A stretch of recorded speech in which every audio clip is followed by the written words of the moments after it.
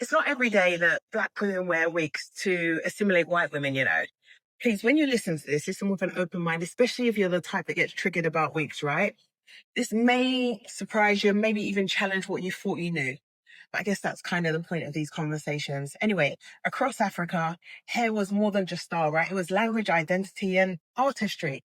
Some examples I'd say Fulani braids, Yoruba threading, Himba clay, Messiah beadwork. Our ancestors were already manipulating and protecting their hair long before anyone even said the word wig. Even in ancient Egypt, both men and women wore wigs made from human hair, wool, and plant fiber, symbols of beauty, hygiene, and sometimes status. Fast forward centuries through slavery and colonization, and the relationship between black women and hair shifted. Enslaved women were often forced to shave their heads, a deliberate act to strip them of identity, culture, and pride. The pressure to meet Eurocentric beauty standards also played a role, right? But it's just not the whole story. And the funny thing is, the biggest market today isn't even the bone straight wigs and you probably think they are, right? It's kinky, coily, afro textured hair. The stuff that imitates what grows naturally from most black women's heads. The global black hair market is worth more than $13 billion, and more than 60% of that comes from products made to mimic natural textures.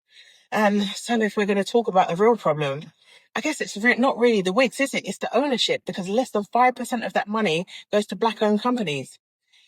We're the face of the industry, but not the ones collecting the checks. We're just the ones signing them. And let's be clear, right? The wig itself is never the problem. The issue isn't, I guess, what we wear. It can be how we identify through it. So if you're wearing it because you love versatility, comfort, creativity, or maybe like me, just ain't got no edges, that's expression. But if you're wearing it because you feel like you have to look closer to whiteness to be accepted, that's less style and more survival.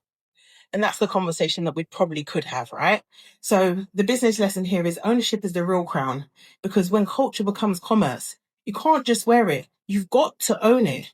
This has been day 19 of my Black History Month lessons. Remember, listen, we can't complain about our stories not being told if we're not the ones sharing them. So don't just scroll, make sure you share, repost, send it in your group chats and teach it to your kids. Anyway, it's not always a they thing, it's an us thing. So it's our responsibility to share the stories. Also, if you agree, if you don't agree, hit me in the comment section. Let's have a chat.